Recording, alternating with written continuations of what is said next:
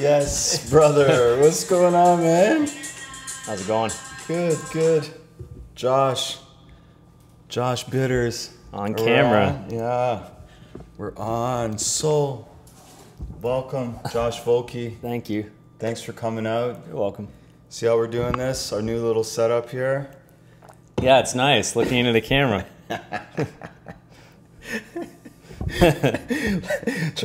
Try not to notice the camera. Did I tell you what happened to me when I went, like just doing more of like the talk show type thing, or like doing things where you're getting interviewed on I don't know, getting interviewed for different talk shows, where you had to look at the A camera and look at the B camera and look at this and that. I would always I couldn't I couldn't look at the camera because I'm used to when you're an actor, you don't ever look at the camera, like you almost never. And so they would be like, just look at that camera over there, and I would kind of look, but it would look almost like a role. It's like, dude, just be cool, just be yourself. Because, yeah, you're so cool at not looking at the camera, but when you look at the camera, they say when you're. Tell me this: have you ever heard this? When you are playing to the camera. Mm-hmm. In a scene, I was told that you never look directly into the camera, that you look just off to the right of it.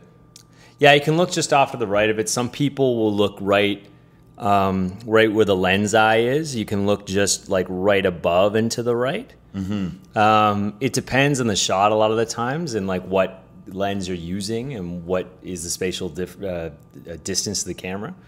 What I always do when I'm working, and it's a thing where I have to do it, like if you're looking at around a corner, or you're like looking down into like the abyss or whatever, is I always talk with my DOP. So they'll be setting the shot and looking at it, and I'll say like my eyes was like over here, over here, over here, over here. And they'll eventually pick one and say, yeah, I like that one. And I'm like, okay, cool. So they'll put a little piece of tape and I'll look at that. Let me ask you something. When you're on set and you're about to shoot a scene and you have questions, how are you nervous to go to ask the director what's going on here, No. what you think, or how was the evolution of that for you? For example, like starting on Orphan Black and then moving forward, because that's really was your first big part that you got. I mean, now I'm just kind of bursting with questions if I have one. Mm-hmm. Sometimes I don't. Sometimes I feel like I get the scene, I just want to jump right in. I'm always curious to know what the director sees for the scene, because when I come in to do my work, I've got so much already done that I've been doing on my own. But it's like I've been working as it's like working on a desert island by yourself for days and hours and days, and then finally you get to talk with someone that has also done a ton of work, but just very separately than you.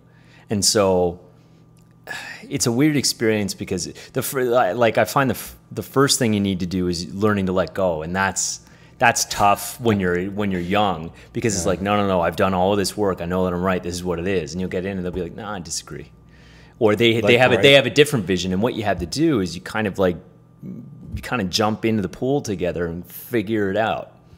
Have you ever come to a scene and then been totally wrong with it? Like the way that you looked at that scene? And yeah, oh yeah.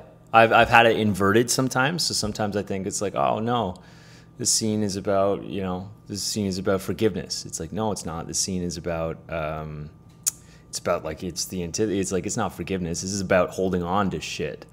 This is about walling people out. It's not about forgiving them. It's about shutting them down. I'm like, no, but I thought it was about no. It's actually the inverse of what you think. Because sometimes scenes, it gets really tricky when scenes are very, the two characters are, there are very few wins or losses. It's just kind of right on the level. So this is the line between forgiveness and bitterness and holding on to things. And, I think it's here, and it's actually here. Right.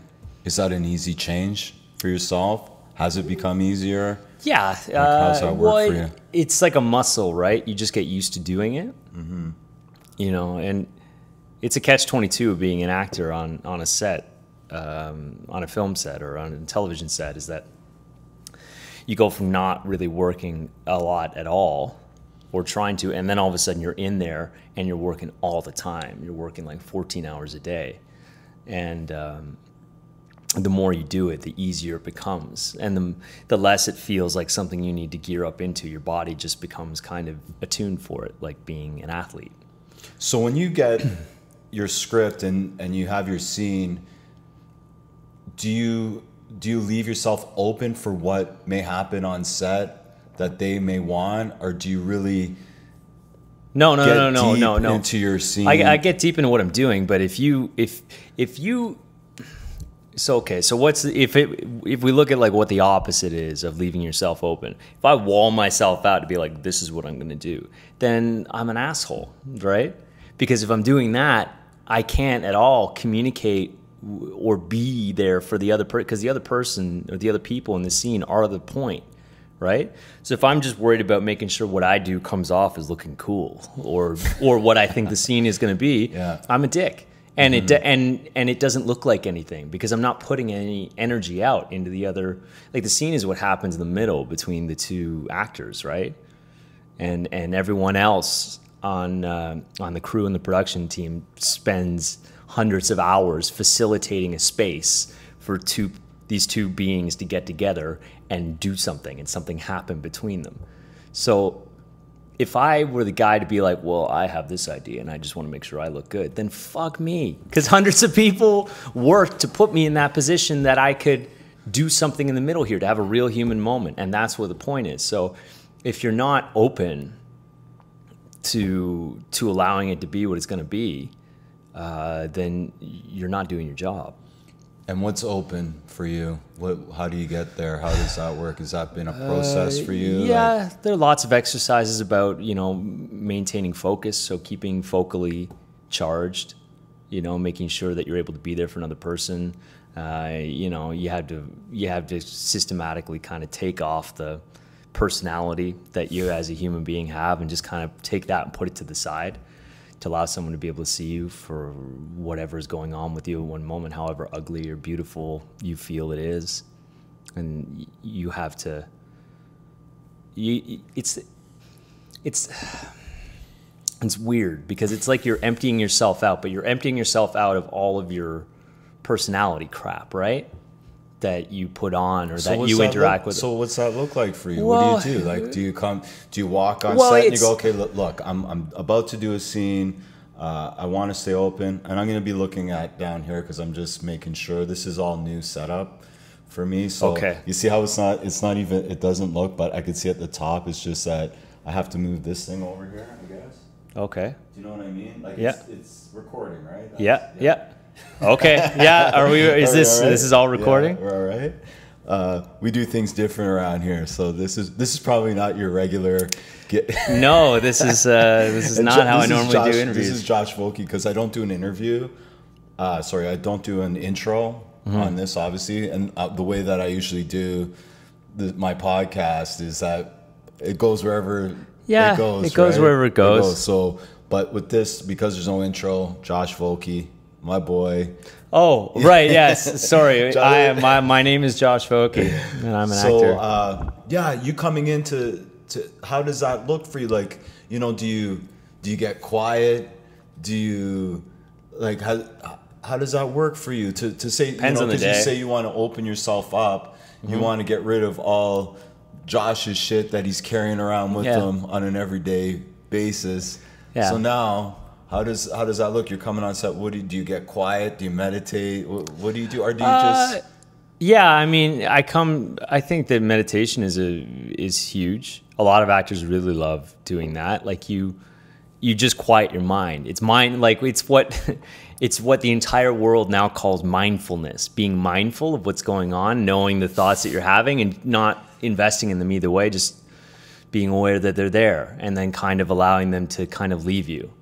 So that's one technique, sure, that works. Some people like to jump around and get all charged up, and get kind of in their body, they find that really helps with presence, and that's a huge thing. I mean, that's a lot of what the Meisner stuff does. A lot of that, it gets you really charged up and in the moment, And then the whole point is that once you're in that moment, it's like, okay, see, now you're here. Now you're really here.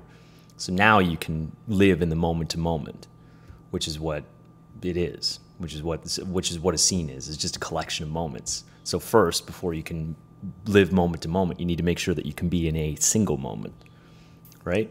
And is that as simple as listening? Yeah, it's listening, but it's... I know it's more than that. It's like action and counteraction. So I see you right now for what you are, and I know that you're doing something to me at any given moment, and I'm doing something to you, and so I realize you're doing something to me, so I do something back to you, and you realize that I'm doing this, so you do something back, and like it's like that. You know, I was talking to Tina Zhang. She came on the podcast a couple podcasts ago, and we were talking about just what I've been dealing with in life, and I took some time off, did some music, and before that I was training. I did a lot of training.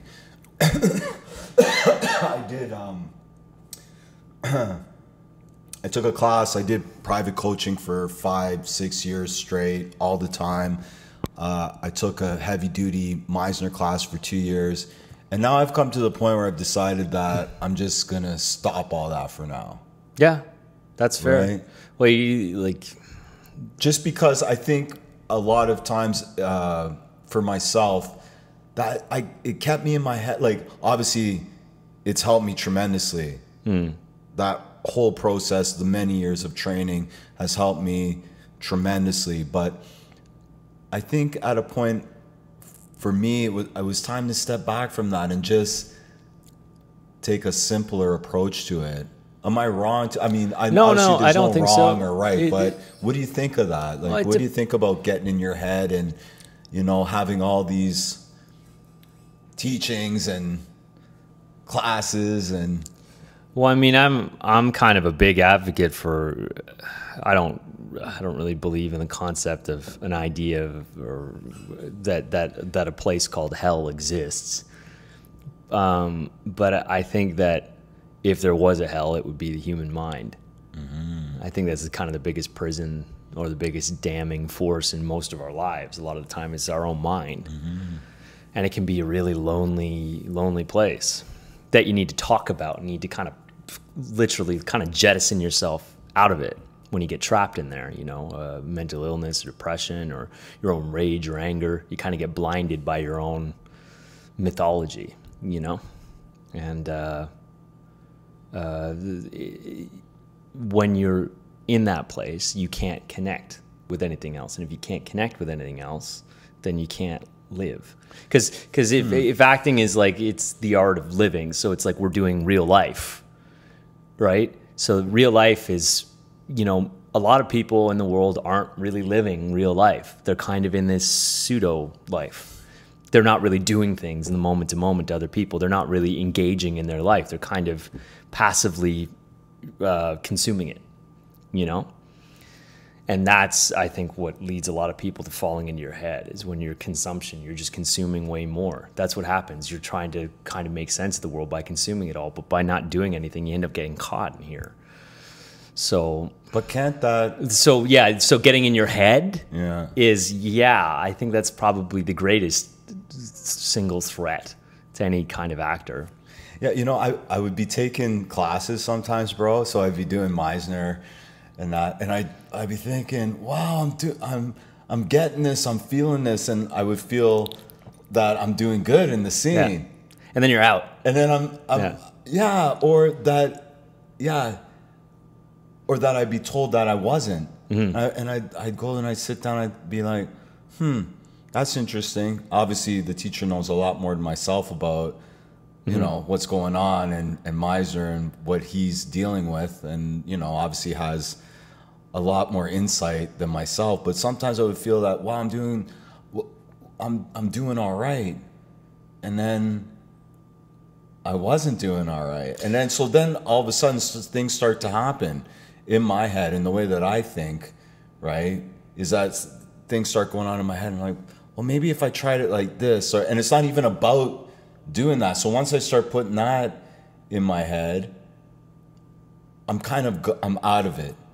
Yeah. Right? Well, yeah, because you're working it out in your mind, right? Yeah. The whole idea of doing that and being in the moment to moment is that your idea of self kind of evaporates. There is no you. It's the other person is the point. And you are just receiving them. Yeah. And then based on receiving them, it's causing a reaction in you and then it causes a reaction. You choose to go another way. Right. It's all about, I want something, you want something. And right now, my job is just to get what I want from you. So you throw something at me to try to get what you want, and I kind of receive that and like, oh, well, that's okay. I gotta pivot, and then I do something else to you, and it just goes back and forth, and then it's over. And maybe one of us dies, or maybe one of us falls apart, or maybe one of us shuts down and walks away.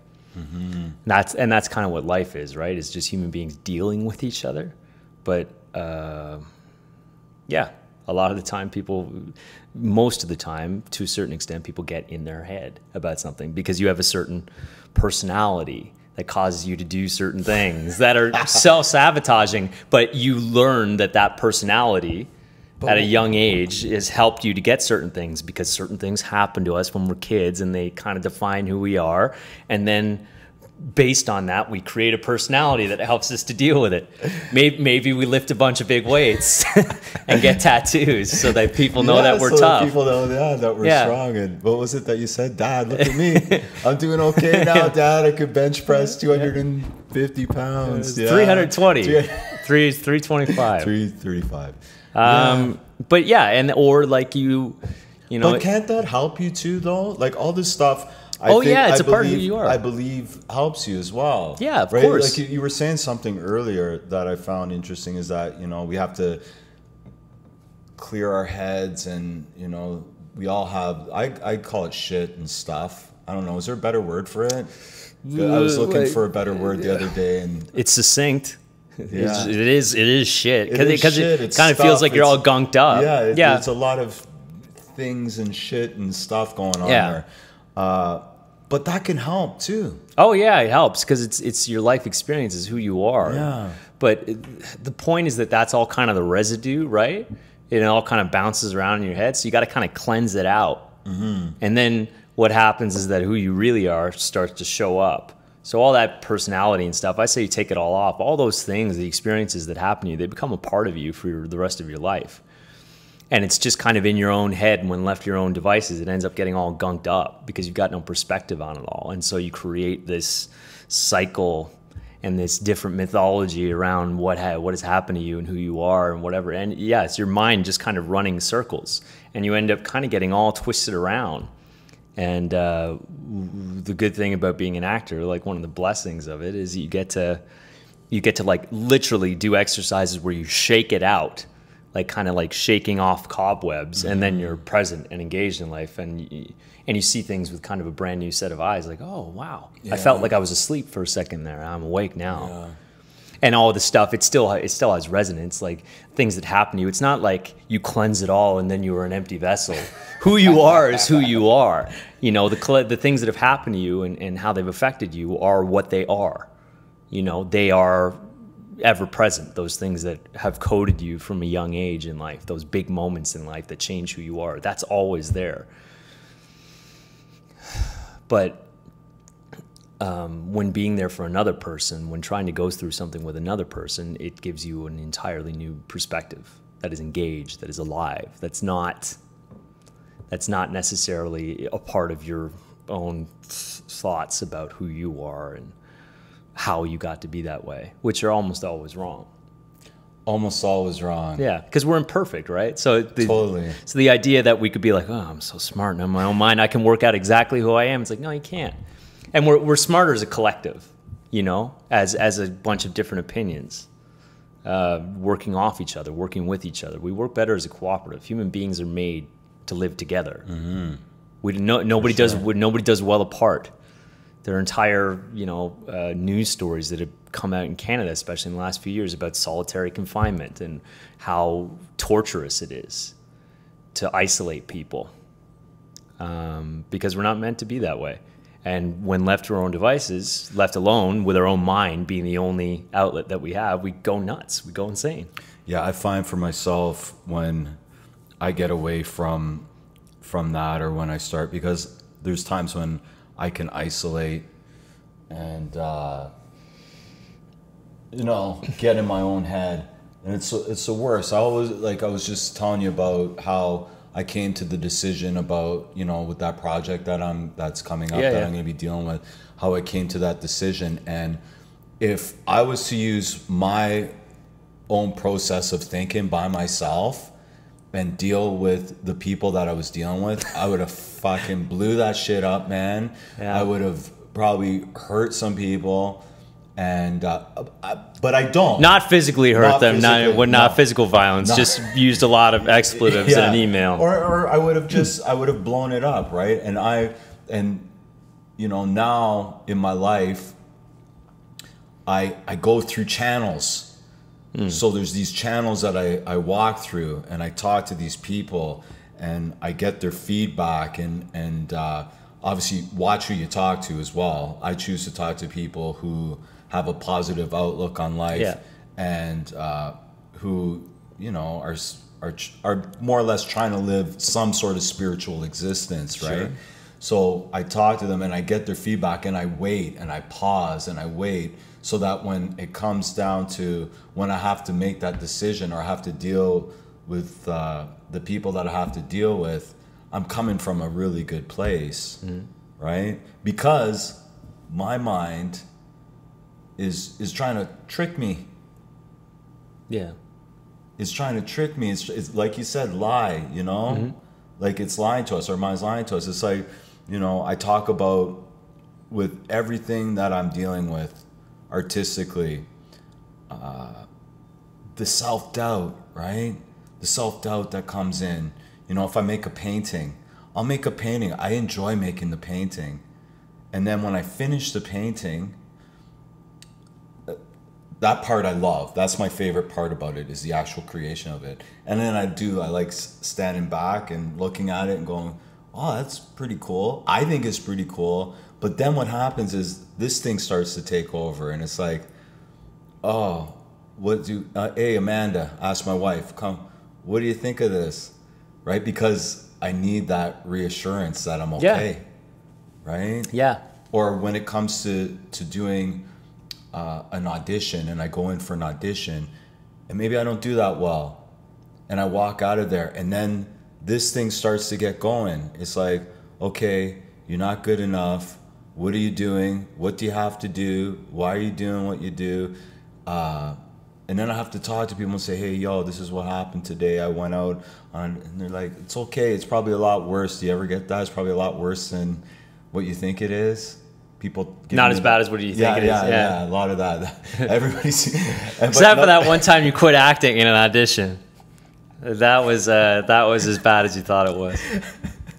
Yeah, and I've done that where I've been in a room and I've said, that's it, I'm done. Yep. Thank you. Thanks for seeing me.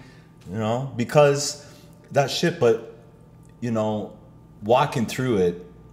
Sorry, did I spit on you there? No, that's fine.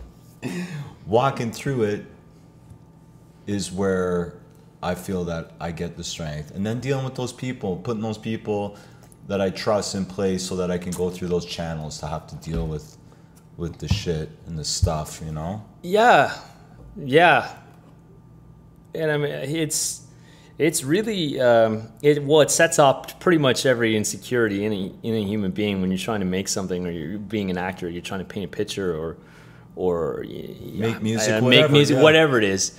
Like, it's I think to be able to be very good at it requires eventually like such a staggering degree of humility to know that you're going to do something, and then it gets submitted out to people, and to be able to get better at it, you need that humility, right? Because you invite you invite your wife over to look at this painting, like, hey, what do you think of this painting? Is it good or is it bad? Sure, that's the base, but eventually you get to a point where it's like, this is how I'm feeling about this right now. Brother. What do you think I can change about it?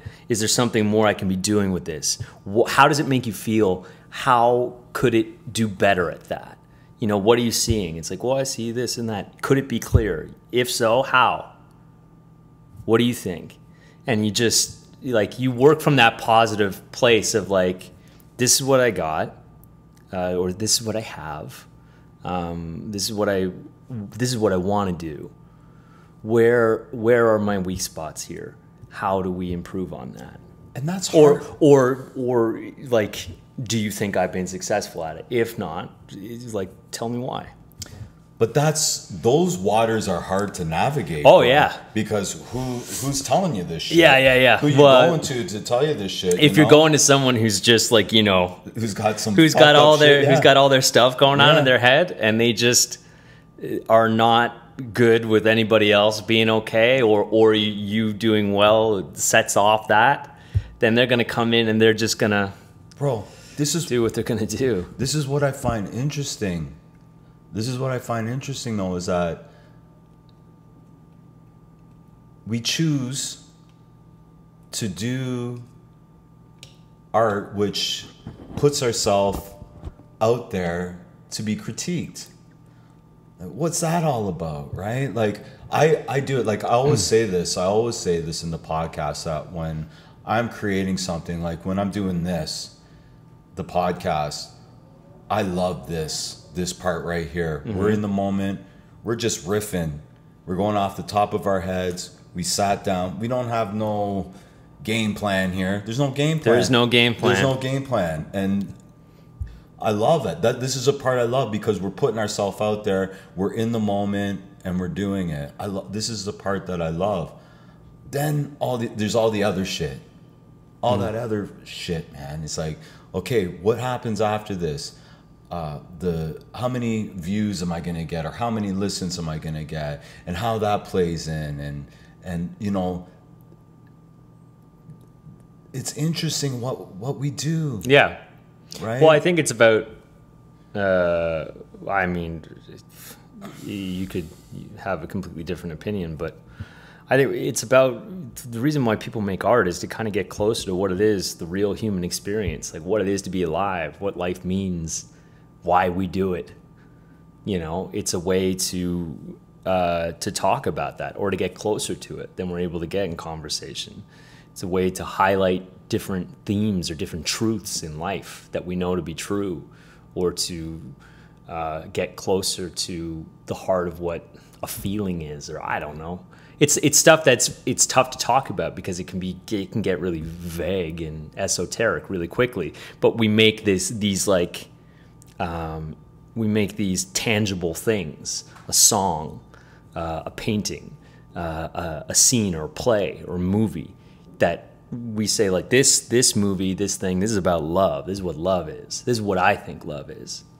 And you put it down, and people look at that, and based on human beings dealing with each other, they look, and him and Hans, they're like, yeah. And it affects them in a certain way, and they're like, yeah. And it enriches their experience of what it is to be a human being. That's what it's about. And it's a very humble thing, because we get trapped in our own heads, or we've got our own biases, and sometimes we get it wrong. Often we get it wrong. The point is that if you're really engaged in the process of really understanding and getting closer to what it means to be here, to live this life, if you're trying to figure out what the truth of that is for you, it can only ever really be a win-win, because it's either you get another answer like, that's not quite working and you're not quite on the right track. It's like, okay, cool, so I can correct now. Or it's just, or people disagree, or they agree, and you're like, I'm onto something. I can continue down this road to wherever it goes, and then it'll lead me somewhere else and somewhere else. That's it. Yeah. I think so. Yeah. At this point in my life, that's what I think. What's that road looking like for yourself right now? Right now it's scary.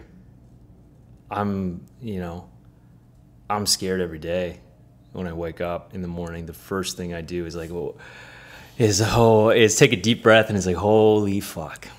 I've got so many I've had so many big opportunities, to read for great parts in huge movies that are going to be big movies that have excellent scripts. I don't know how in the game I really am when I'm doing it. What do you mean? Well, I mean, like, I don't know, because these things are casting out of Los Angeles, and they're reading actors from LA, Vancouver, New York, and Toronto, and Montreal. So out of all those cities, it's like, I don't know how in the running I am with this stuff. I know I take something and I look at it and I put it down on tape and I show it to my people and they're like, yeah. Looks good. Or like, yeah. Yeah. But I've had amazing opportunities. I mean, for me right now, it's all about trying to build the most I can out of my career at this moment in time. And it's like it's a real leap of faith because I'm done my show. I don't know, for a long time I've struggled about, should I live in Los Angeles? Should I work there at least part of the time and then be here the other part of the time? And it's looking more like when I explain what my goals are and what I want to do, people are like, well, yeah, what are you doing here? So it's like I feel like I have an opportunity in the next little while to really make a move. And, I want to raise a family. And so I can't be jet setting around all of North America when I've got like a toddler or something. So I need to be able to go and do that now. If I'm going to build something, now is the time. How? And I'm scared, like, because I don't know that it's going to work. I could fail. Right. Or I could not, I'll end up somewhere probably very different than I thought I would, but I got to do something. This is what I like to, because it feels like a holding pattern here for me. And I mean, hey, maybe I'll get a series or a movie tomorrow that shoots here. Often what happens are Canadian actors go down to LA and then everyone freaks out like, whoa, why'd you leave? Why'd you go? Yeah. Why don't you come back? Here's a show. Yeah. Or a lot of the big casting decisions happen out of Los Angeles or New York, and so you'll go down there and you'll be a Canadian working down there, and they get a cut of the money that you're making. So like, hey, wow, yeah, you're a Canadian, we like you, you're good. Also, we get tax incentives for hiring you to work back in your own town. So here, we're shooting this movie in Toronto, here's a part, like that kind of deal. Watch this. So 5 years, you're on a hit TV show. Yeah. You're regular on that show. Yeah. Now it's over and you're out there. Yeah. It's scary, right? Yeah, it's terrifying. But isn't it cool as well? Yeah. Oh, yeah. It's exciting? Great. I have a great time and I'm very excited. It's not just like, oh, I gotta get something. It's more that, I feel that pressure behind me of everything that I want to accomplish and that I want to be able to build a life for a family. And that gives me anxiety some of the time. But I mean, yeah, when I look at the auditions that I'm getting and I open up the files to look at who's involved, and I just kind of laugh a lot of the time now. It's like I'm looking at reading for parts to stand alongside the actors that I grew up watching. Or like the new class of the very best actors that are working in the world. You know what I find funny in life is how sometimes for myself it's hard to grasp gratitude. Yeah. Like, you hear me out, right? It's like I remember when you were a struggling actor, because I've known you for quite a while. Yeah. I remember when you were a struggling actor, and I bet you your dream was, and I think we've spoken about this before when we've done the podcast, your dream was to be a regular on a hit TV show, right? And it's fucked up what we think is going to bring us happiness if we're not all right in here, right? And you got that. You got the dream, man. Like coming out of school, you're going to acting school. If you were to look forward and to say, holy shit, here I am, I'm on a hit TV show, that would be the dream. Yeah, it was the dream, but it was and it was a dream. But at that point, it was a plan. I was like, this is what I'm going to do. It's the same, and maybe that's just the way that my mind works. Because people say like, whoa, but you got this. Like, isn't that like? It almost seems like it's like a lottery, you know? Just turn this way a little bit. Oh, sorry. Sorry. But it's like you won the lottery or what. And it was like, no. I was always going to make sure that I got here. And I mean, that's also giving myself a lot of credit, because the truth is, in my own head, sometimes I'm brutally self-sabotaging. And I'm lucky because I have my partner, my wife, is really good at giving me a kick in the right direction when I'm shutting down. And she did that, and that was instrumental in me having a career. But this was always the plan, to start here and working in like the best movies and the best shows, to be working in the best scripted content on television and film was always my goal. And wherever that took me, that was fine. But that's always kind of the end goal. I don't know. I mean, once I get that, I'll want something else then. Although all that being said, like I have a great deal of, like I'm eternally grateful for the opportunity that I've had. But we get lost sometimes. Yeah. Right? And that's what I love talking about, is when we get lost in the want of more. Because I get lost in that, where I perceive my life looking a certain way when I have right here, I have everything that I could ever dream of. And it's always looking back. And that's why I asked you when I asked you about, remember when you were a struggling actor trying to get things going on, and then bam, you got it, right? I can remember a point in my life where I was struggling. A little bit. I was struggling, I was struggling. And the getting back to the mind is a funny thing, where we forget sometimes, and we get caught up in the day and in our wants and our needs, and wanting that success. And but then I remember back just many years ago, not having much. And now if I look at it, it's like, wow, I got everything that I could ever dream of. Everything, bro. So when I take that time, that little piece of time, that little bit of time to just think about that, it brings me back to saying like, wow, okay. And then it makes all the the wants kind of simmer down a little bit. Right? But it's an inner struggle. Yeah, it is. I mean, it's ever present in my life. I mean, I'm extremely grateful for everything that I have.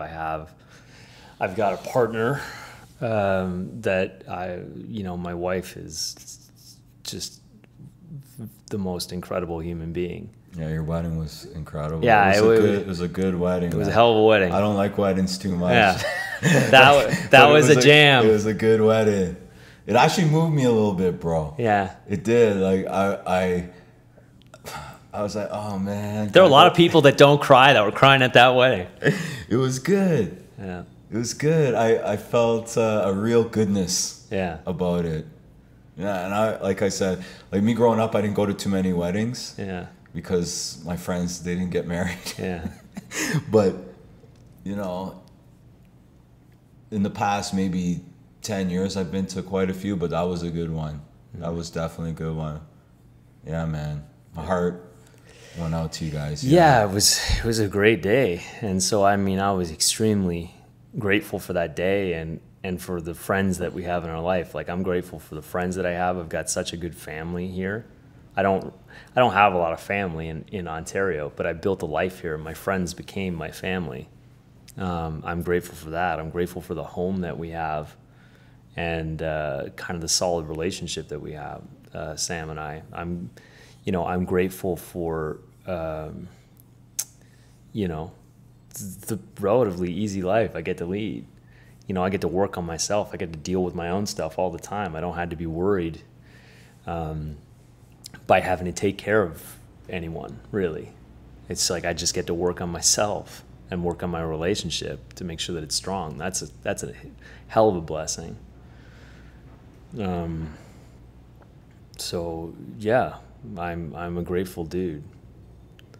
And right now, but it's just my nature that I get. I'm also a guy that likes to move around a lot. Yeah. I don't like. And that's cool, man. Yeah, it's like I'm not a still person. So as soon as I do something or I have one experience, like that's great. but I'm the kind of guy that like will bounce around. Like when my life is over, it's done, then I'll slow down. Just a little, probably. But it's just my energy is just always kind of moving. Towards something. Right? Yeah, towards something. I don't know what it is. Yeah. It's kind of towards what's true, I think, because that's what captivates me. You know, the only things that keep me still are, art. I go to a gallery, or I see good painting, or I listen to good music, or I watch a movie, and then or a play, and I will pause and take that in all of its kind of kinetic insanity and glory for a couple of hours at a time, and that's when I stay still. And I think it's because it's something that's like, it's trying to deal with life, trying to get closer to what it really is to be alive, and that's what I'm interested in. And so in my life, I look for that. And it just so happens that I'm always moving around because I find that, a lot of the time I don't see what I'm looking for. And I always find it in the work. I always find it there, and I find it in the close relationships that I have, and, my friends and my family and my wife. But, yeah. Well, it's inspiring. Is it? Yeah, because I see so many people that are out there, few people out there that I'm around that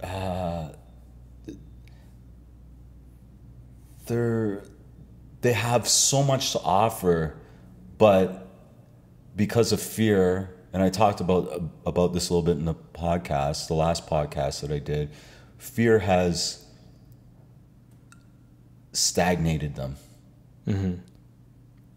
And then I see people like yourself or your wife Samara that are around me, Alex, people that are out there that have these fears but walk through them. They don't let their fear paralyze them. Mm-hmm. And to me, I want to surround myself with those type of people. Not to say that I will dismiss the other people. No. Their fears are well founded. Yeah, they've got a good point for that. I do, but I love to see those people that have those fears that are continually walking through them, continually putting themselves in situations that they have to face those fears, and continually just keep walking through them. Yeah, some days better than others. Yeah, I think that's human. Mm-hmm. If that's human. Yeah. But when it frustrates me. I was talking to my wife yesterday about it, that I see these people that are around me, and not to say that I don't have my shortcomings and that I don't have my fears and that. But I see these people around me sometimes, and it frustrates me because I love them.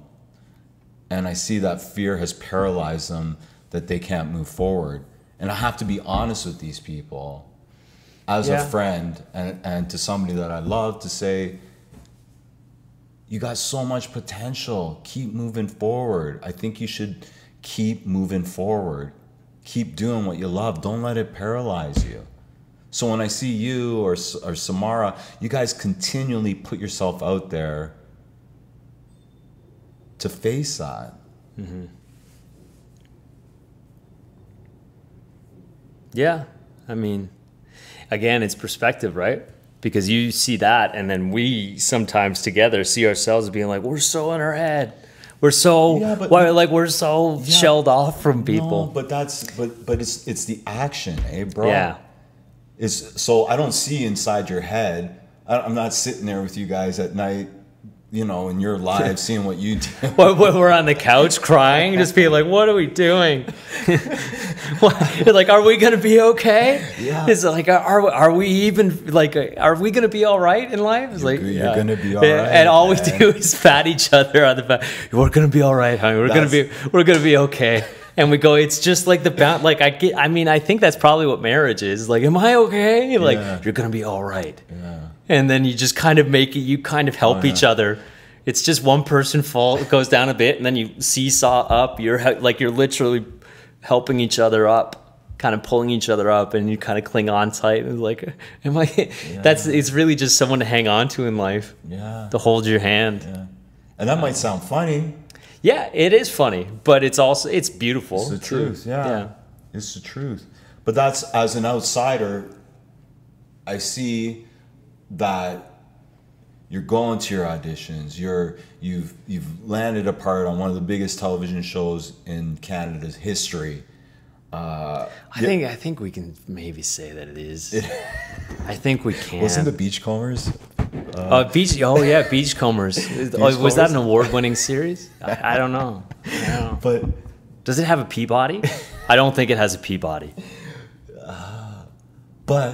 And then I see Samara going and doing her improv and continually trying to better herself. So you see, when I have a project that I'm doing, there's so many talented people out there, brother. So many talented people. Trust me when I say that. Mm-hmm. But when I'm doing a project, those are the type of people that I'm looking for, right? Yeah. You know, I'm not looking for the talented person who's full of fear and who's not going to walk through their fear. I'm looking for the people that have that fear but are willing to step up and put it on the line. Mm-hmm. It's that whole Rocky thing, you know what I mean? Yeah. You know, it's like he's scared. Gotta go the distance. Gotta go the distance, but he went the distance. You know, I know people like Conor McGregor. Like Conor McGregor. Don't get me into that. I talked to that. No. Bro, when I was thinking about him walking, and I'm gonna shut up, man. Okay. When I was thinking of him walking to fight Mayweather, and what must be going on what's going on? Well, it's going on in my head. I don't know what's going on. He looks like he's silent and he's centered and he's going out there to face the world. It's something special, man.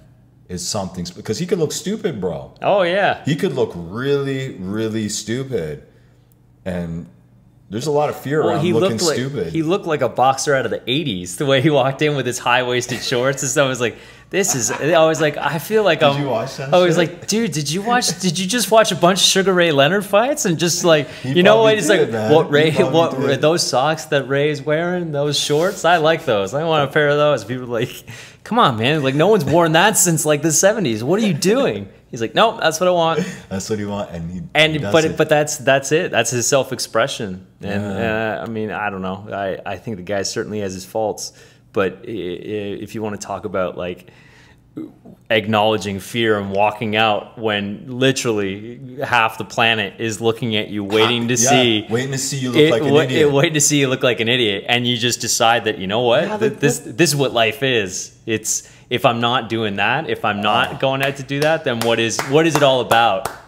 If I just listen to everyone's kind of sober second thought, and like sit at home on my couch, is that an experience that I'm gonna remember for the rest of my life?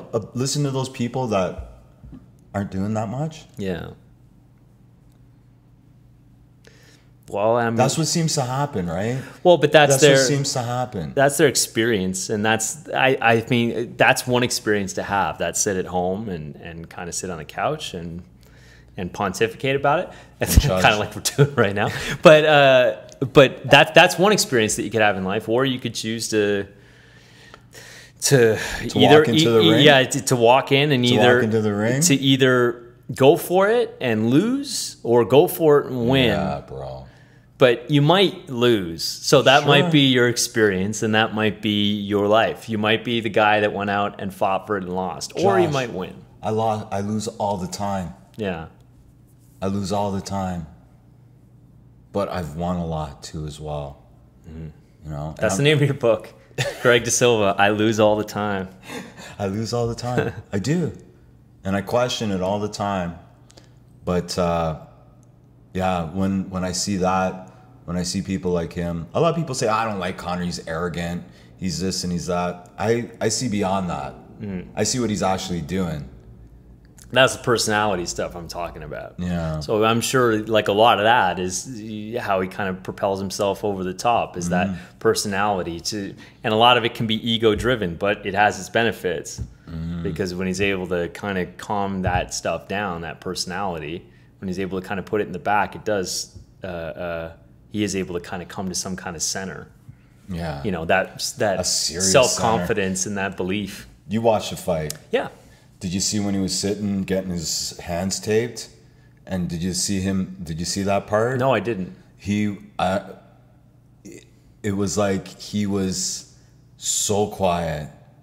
He was so like, it's leading up to it. There's all this bravado. There's all this show, and it's part of a show. It's a show, right? That's why 6.5 million pay-per-views were sold, is because of him.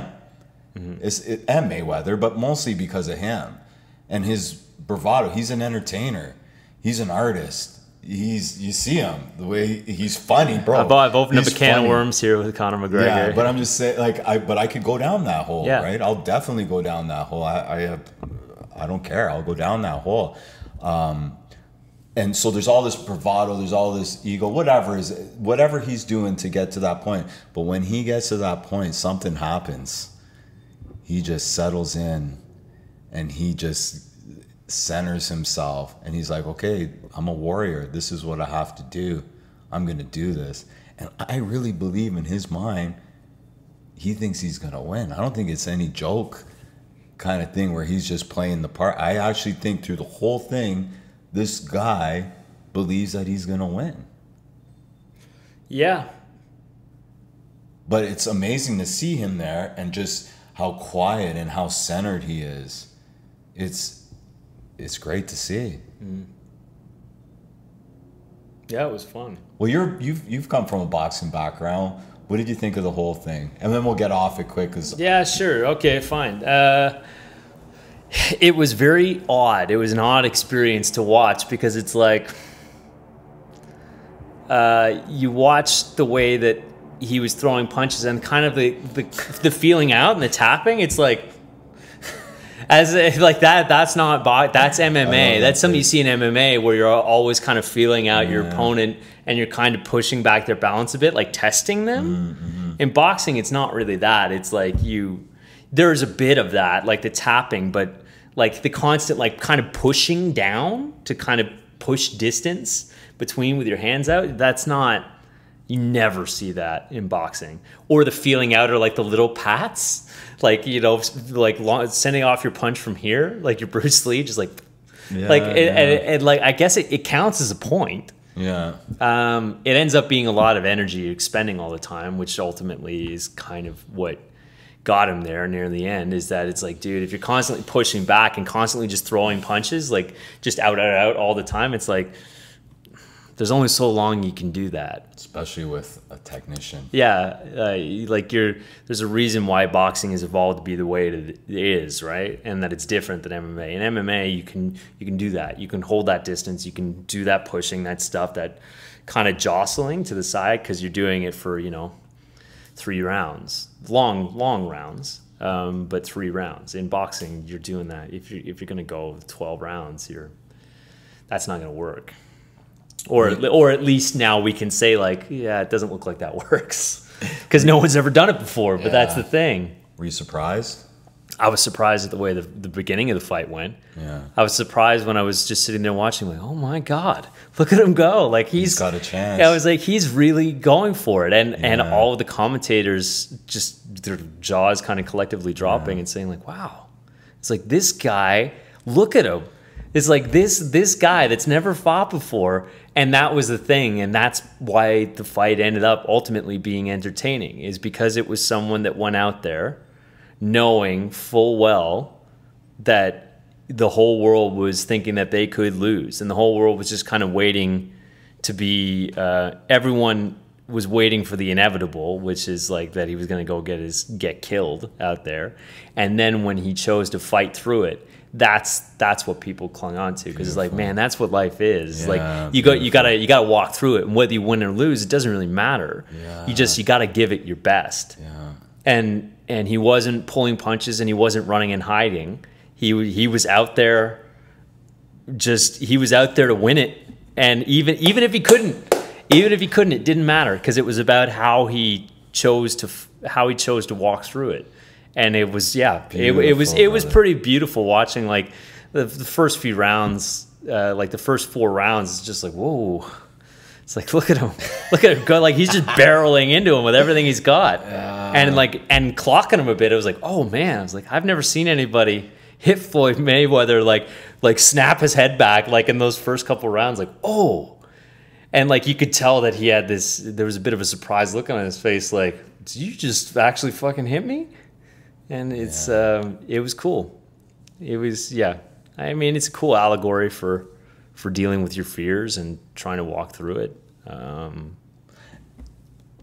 dug it. This brings me to another thing, is like the people, and we're in a culture that everybody has something to say.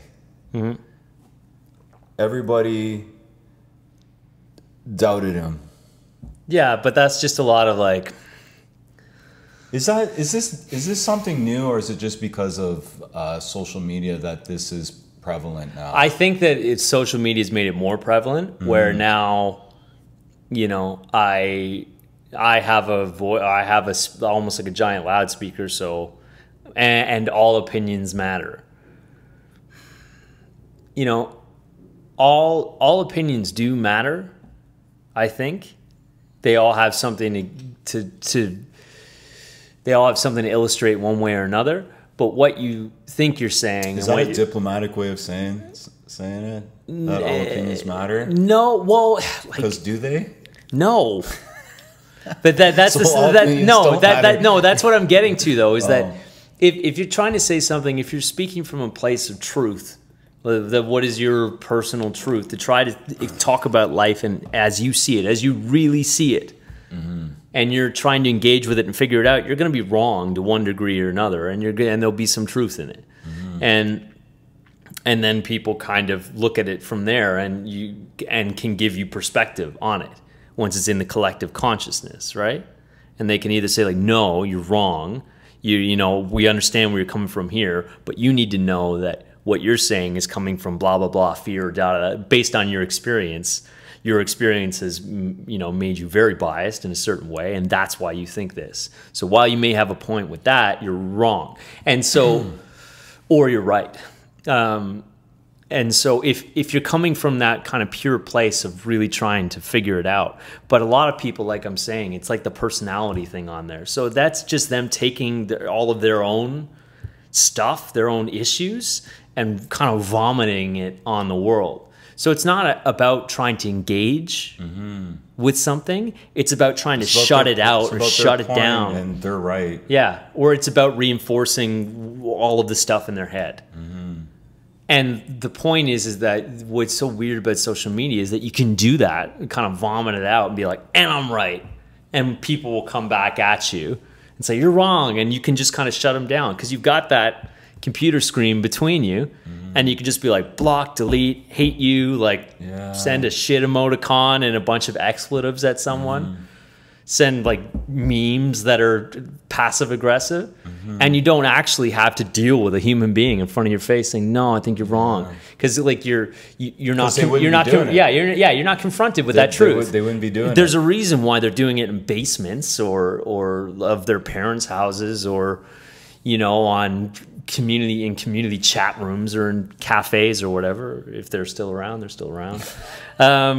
But yeah, it's this hyper reality of like there's a film between all of us right now, so we don't actually have to deal with each other. So instead of like me dealing with you, I put a screen between us, and then I have the same conversation. I'm like, and this is what it is. And you can come back to me and say, well, I don't agree. And I'm like, I don't fucking care. I'm just going to push harder because I don't have to deal with you. I have to look at a bunch of words on a computer screen. It's kind of like playing at what real life is, but it's not real life. And so everybody has a microphone now, but they just kind of throw their own very specific opinion at the world. And when confronted on it, usually they don't do anything. It's, you know, it's either mob will come at them saying shame on you, but they don't Shame. but they don't try to interact with it. They're like, why are you saying that? Where are you coming from with that? Why is that true for you? And they're just saying like, shame, or other people are saying you're right. You know, it's not that easy, and it's not that clear. Yeah, we're all very. It's teams. Eh? Yeah, what team are you on? Like, are you on but team it's and it's polarizing, and that again is like it ends up becoming, you know, that gets into like philosophy in terms of how to broker power and how to gain control and yada yada yada, because it's about we're all so different now in the world, and globalization is such a big thing now. We're all kind of forced to deal with each other in close quarters like never have before, and so it becomes about how to kind of segregate and create a group that can broker enough power to get you what you want. But you do that by making sure that no one can unite against you, so you divide everything you can. You make things about how we're different in one way or another, rather than trying to talk about what this is. How are we all the same? What are we all going through? How do we figure this out together, what it is to be alive? How do we figure out how to live in the world together? How far away are we from that, though?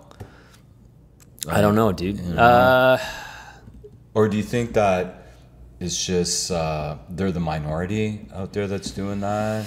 No, I think that there are enough people. I think that it's certainly become obvious that we can't just treat the world like there aren't a lot of people that want to highlight our differences or keep us divided.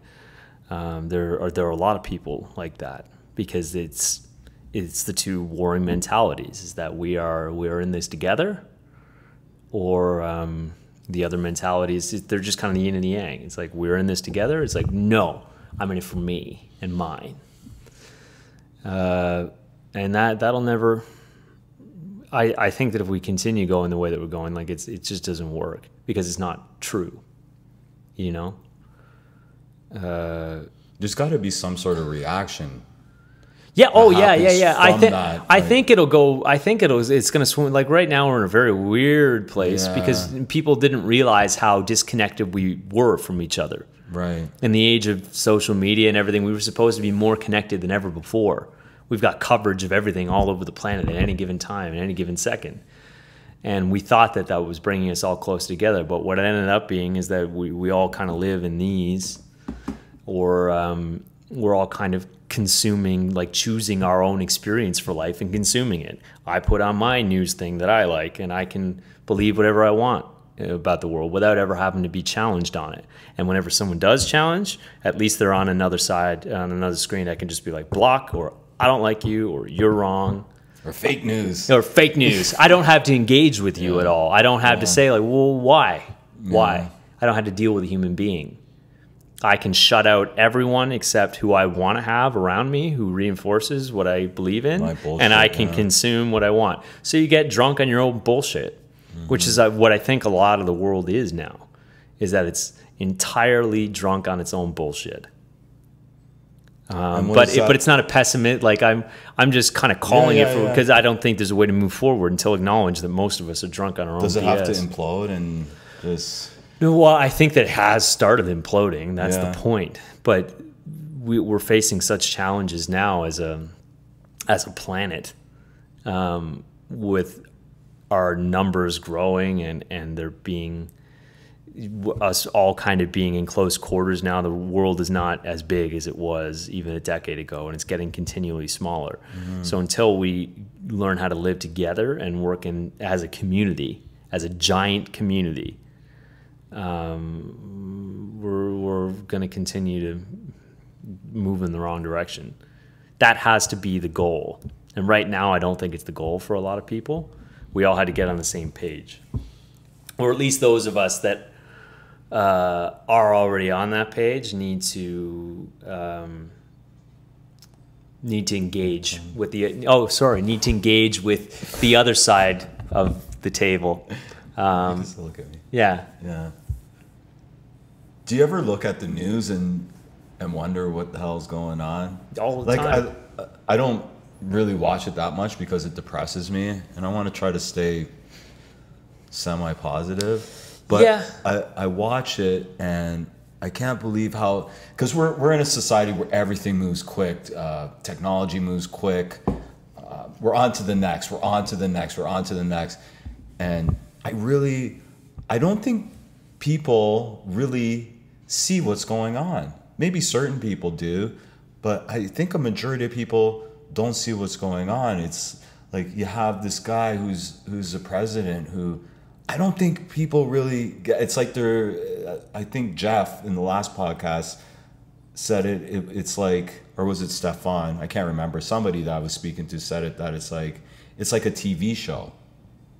It's like, so all the shit that's happening, like North Korea, setting off bombs, and then him.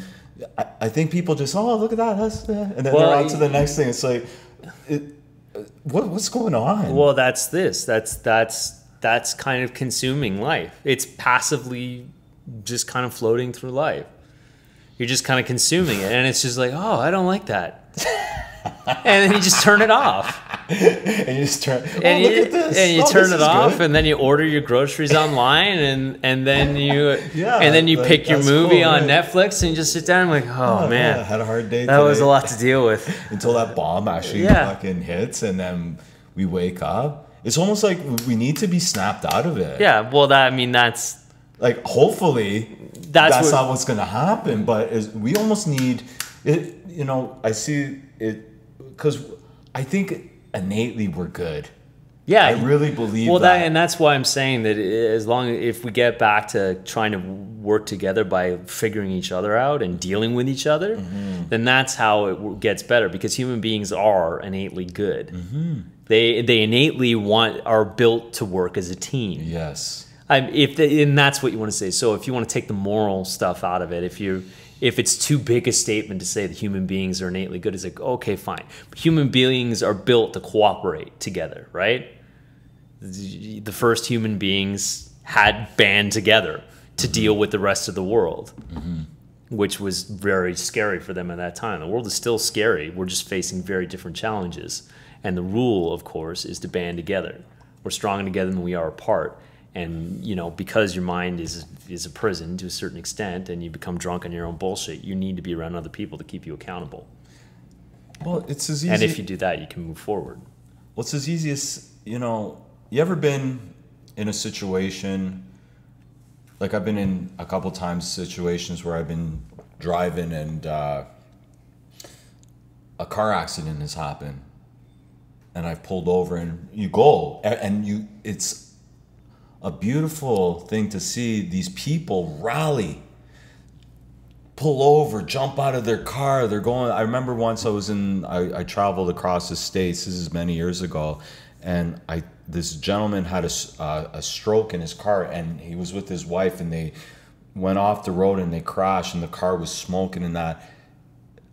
All these people immediately, instinctually just jumped out of their car, and bam, they were there, opening the door, risking their lives for somebody that they don't even know. It's the human response. Yeah. Right?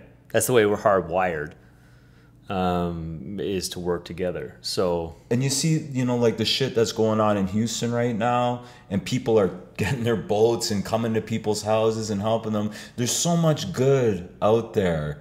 And that's why I say innately within us, I believe that we're good. Yeah. But it seems like we're lost. Just very disconnected. Yeah. So the point is to be more connected. We're lucky. I'm lucky. You're lucky as an actor, because you feel a lot of the times you can feel very disconnected in your own head in life, and then your job is to get focused, get present, and you literally defibrillate. And I especially get it. It still happens to me now, but especially when I was a young actor, the first few times I did it, when I started getting good at doing it and really started to get what it was to do this for a living, I would do it, and then I'm charged up, and it's and I felt like I was asleep, and all of a sudden I was completely awake and with people, and it was a crazy experience, and it's not always comfortable, But I tell you what, it feels a whole lot. It feels like a much richer experience than the other thing I was doing. Yeah. Than kind of, taking in life the way I want to see it. Well, you're talking about connecting with somebody, right? Yeah. That connection. When you get outside yourself, when you get present, you connect to another human being. That's a much cooler experience than kind of passively kind of taking in and consuming things, reinforcing your own stuff in here. It feels comfortable, but you never feel happy. Do you think that that's because you're actually in the moment? Yeah. Well, if you're in the moment, it opens up the possibility to a million different things happening. But none of those things, none of those possibilities, the good ones that you want, or even the bad ones that can hurt you, none of those will ever exist if you're not actively in the moment. Well, you're saying, what I find interesting is that you're saying that, when you connected with somebody doing a scene, that you felt something. Oh, yeah. Like you felt something. It does things to you. So let's look at it this way. Is it because you're in the moment, everything else, because they talk, there's a great strength of being in the moment, and that's you're totally talking about it, and how to get there, and to constantly no, don't be in the future, don't be in the past, try to be in the present moment. And do you think by connecting with that person that all your shit, all your stuff is just, it fades away and you're actually in the true moment? Yeah. Because when you're a human being, if you're inside a moment, there is no future, there's no past, there is what is now. And this is getting really heady, but that's what it is that when you're inside of a moment with another human being, that is it. There's no before and there's no after. And what will happen is that moment will change and become another moment, another. And then after a billion of those, and you're dead. So, but that's what life is, right?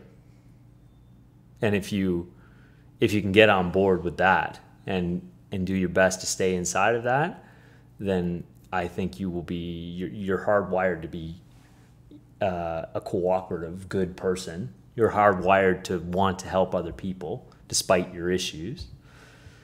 And if you're connected like that way with other people, it's the best way to be kind of pulled through your own issues, to clear out that crap in your head, to be accountable to it, to know when it's in your when it's damning you, when it's holding you back.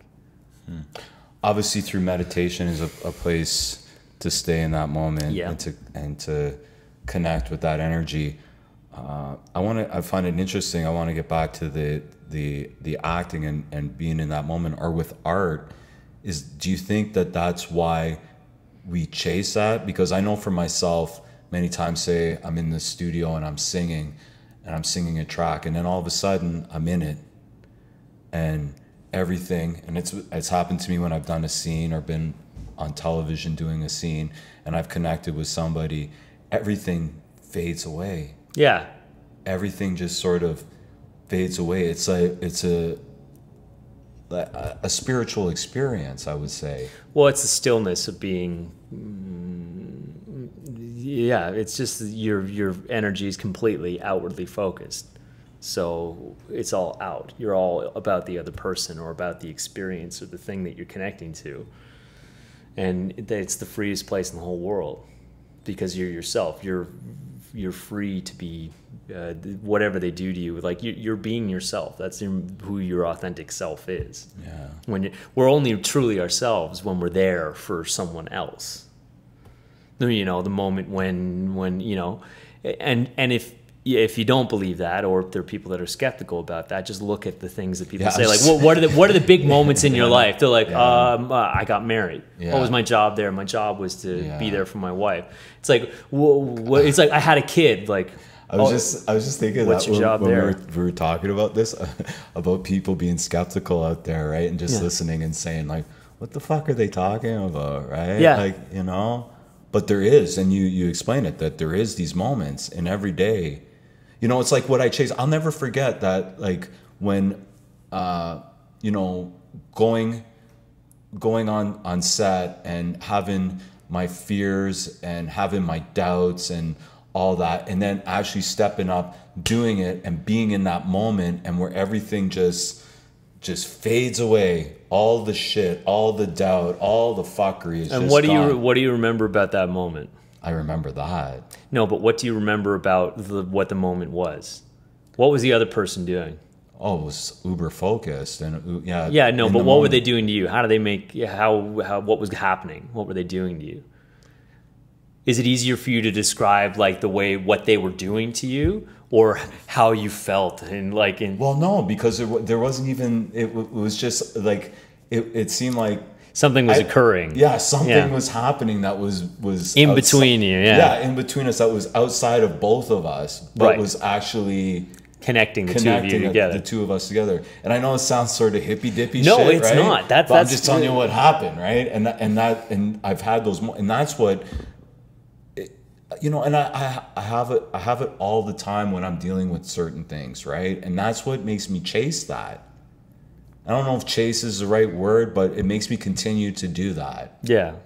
Because there's something, strive for it. Yeah, because there's something beautiful in that. Yeah, that's what it is. That's what life is, or those moments. People call it different things. Eckhart Tolle or Tolle, is it Tolle? Eckhart Tolle. Yeah. Eckhart Tolle will call it what he calls it. Certain people call it flow. Other people call it being in the moment or being present. But it's all the same thing. It's just connecting to another human being and doing something and having something done to you. And something crashes in the middle there, a moment. And that moment, whatever that is that's what life is. Yeah. And then it's a collection of those. And then you get knocked out of it and you get in your own head and blah, blah, blah. Life happens that way, and it can be a little, and you just kind of get outside of it again. You get back in the moment. And the things that connect you to the moment are being connected to the people that you love in your life, doing what you really love to do in your life, engaging with that. You know, your passion or whatever. People say that, like, what's the one thing that people say about being a parent? It's like, oh man, like once you have a parent, like when they say like, it's incredible. What's so incredible about it? They're like, you realize it's not about you anymore, and it never will be. And you're just, all you really are is someone who's there and connected to this kid throughout its whole life, raising them, being there for them, having moments with them, back and forth, where they're just as children that aren't inhibited by personality and being closed off yet, them being like new human beings. They're just like, ah, and they're just doing stuff. Yeah. And you have to do it back to them, and it pulls you right out of your own head. And people say like, oh my God, it's such an amazing experience. It's so hard, but it just changes you because you realize it's not about you. And you become who you're really meant to be, or you hope. You try to be who you're really meant to be. It's definitely a practice. Yeah. It's definitely a practice. For myself, I could speak personally for myself, that it's a practice. Like if I'm reading, and I'm reading Tolle, or I'm meditating, then I'm better able to remember to do these exercises to help me keep in the moment and to help me get to a place of gratitude. And if I veer away from that, then my self-centeredness comes back, and then my doubt comes back, and then my fear comes back. And once that fear is there, it's not a great place to be. Yeah. No, it's terrible. And I mean, it happens to me all the time. I'm a very cerebral dude. So, you know, I go to my head a lot of the time for sanctuary, because it's how I figure things out.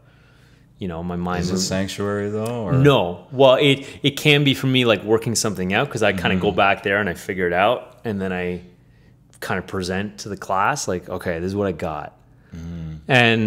And then I count on people to say, yeah, no, or interesting. But sometimes I can stay in there too long, and then I don't even realize it, and it's 2 days later, and then my wife is like, are you okay? You've been a bit distant the last 2 days. I'm like, oh, sorry, I was gone. Yeah.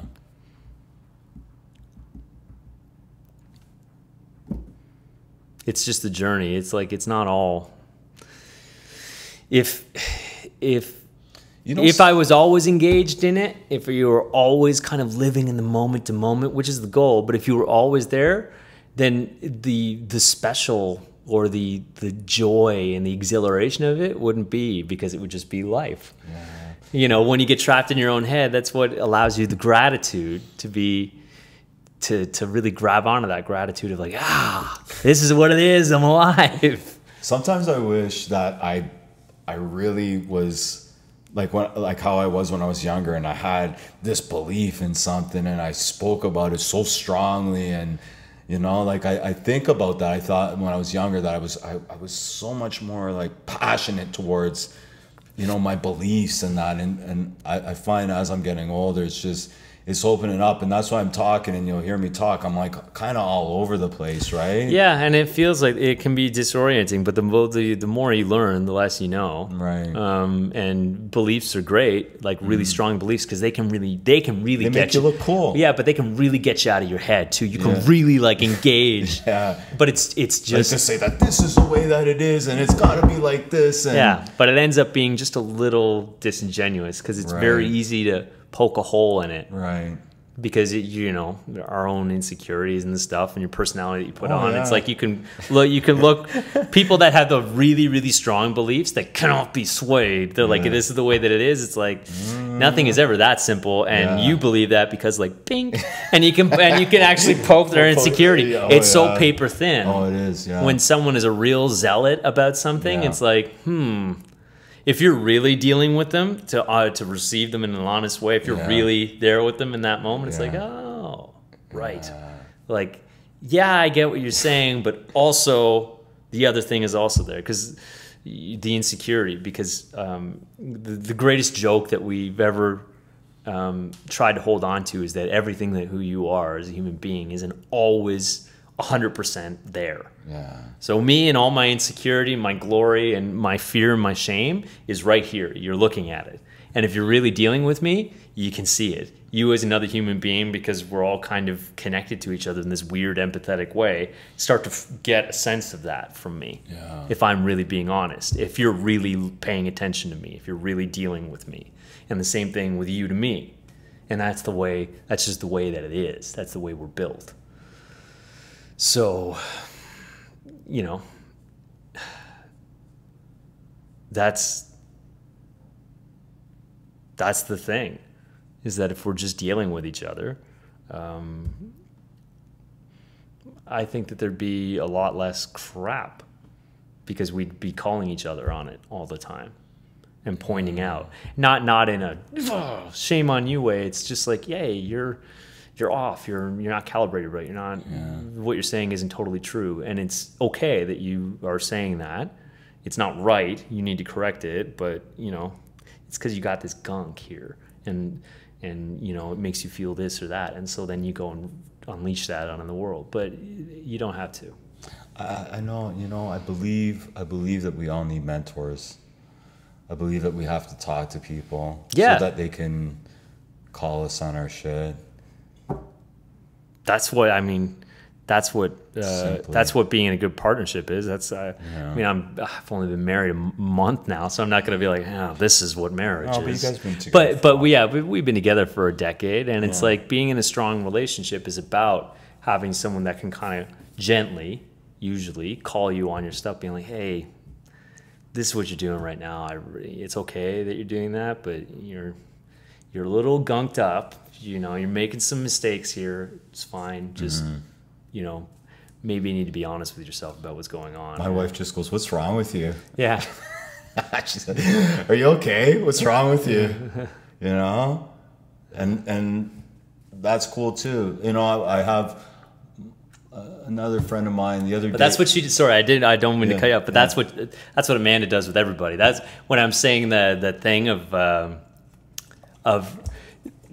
to think that human beings, like when you're really dealing with someone, can't see everything that you are is a joke. You could you can't. None of us are really so good at hiding it. Right. And then that's one of her great skills, is she's always just kind of dealing with people as they are, and so she can immediately say she's got like a high level bullshit detector where it's just like, what's wrong? Yeah. What's wrong? And sometimes people will say nothing. She's like, okay. But like the way that she does, and you know that she's like, I think you're full of shit, but but I'm not gonna, like, I asked you the question and you didn't answer, so clearly you're not gonna talk about it, so I'll just move on. It's good because I think sometimes we get caught up, and I know myself, I get caught up if I veer away from certain practices that I have to keep myself healthy. I'm not able to see it. So, but I have it within myself to ask people that I care about, and I say, am I doing okay? Because where before I wouldn't be able to do that. Before I wasn't able to do that. Before I was just so caught up in myself and what I was dealing with, I wasn't able to do that. But we're now, I just asked a friend of mine the other day, I asked him, my Irish friend, I said, yo, I'm, you know, you see me there? He goes, you're a little bit off, man. You're a little bit off. And I'm like, okay. So then I have to check myself, you know. And I'm glad. That's why I say we need people. I know I need people. I need good friends in my life. I need to surround myself with people who are going to tell me the truth, and you know, me being able to take it and try to make that shift and do what I have to do to try to be semi-healthy. You know? Yeah. And that's, I don't know. What else can we say, you know? I think that's kind of it. That's it, eh? I love chatting with your brother. Always great insight. Is there anything you want to say? No. No? No. To end this? I think I said it all. Yeah? I got nothing left. Orphan Black? Yes, Orphan Black is done now. Yeah. I don't know. Nominate us for awards? Yeah.